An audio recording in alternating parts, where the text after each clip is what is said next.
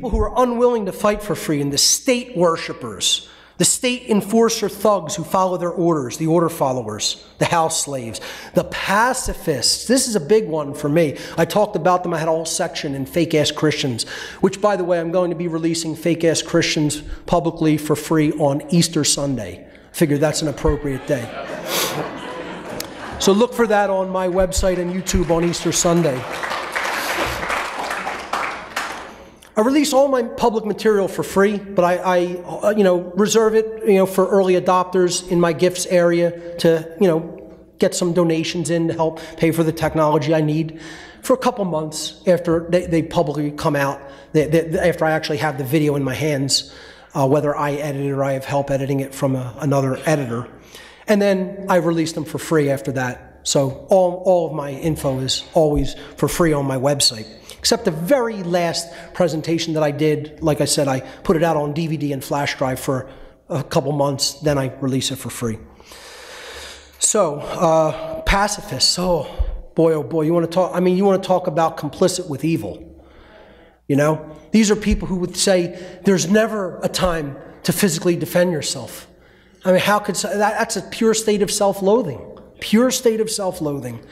Self-defense is one of the two pillars of enlightenment. You have to understand non-aggression. The non-aggression principle is the sacred feminine dynamic, but then you have to step into the masculine energy of the self-defense principle. And you have to be willing to defend your rights and your life and your freedom. So pacifists are unwilling to do that. Defeatists, oh, we can't win. The government's too powerful. Yeah, the people say, what do you need an AR-15 for? Or an AK-47? You can't defeat the modern military. Thank you. You can't defeat the modern military with that mindset. Don't speak for me. I'll take my chances with my AK. Okay? And I may die trying. But that means I died standing up to evil who's conducting duress without any right to do so. And I would gladly do that and follow in the footsteps of people who actually did that. Because they did what was right, not what was safe. How much more time do I have, or am I already over?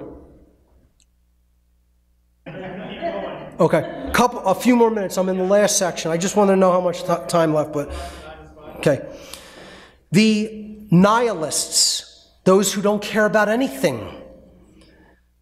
The traditional religionists and New Age religionists that take this super right-brained approach that, oh, it's all, God's will or all peace and love and roses and love and light. No, there's psychopaths and monsters in this world that we need to be prepared to defend ourselves against.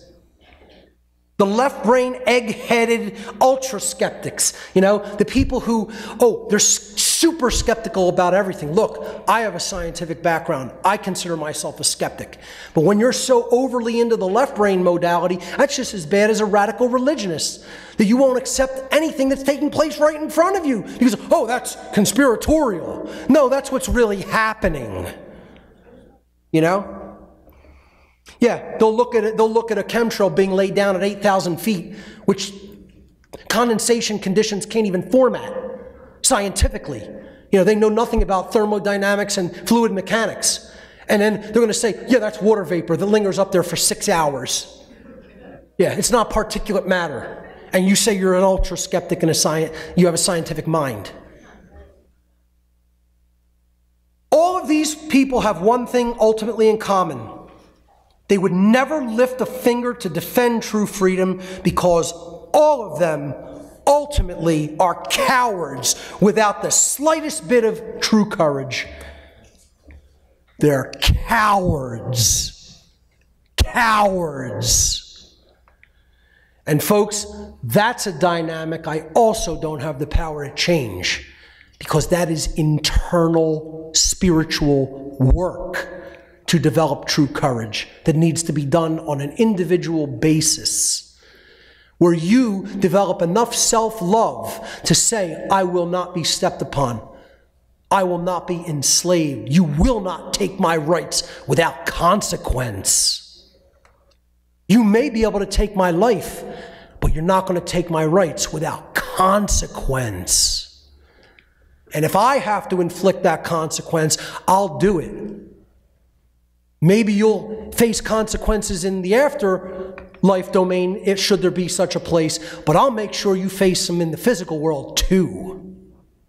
Because I'm not going down without a physical fight if I have to.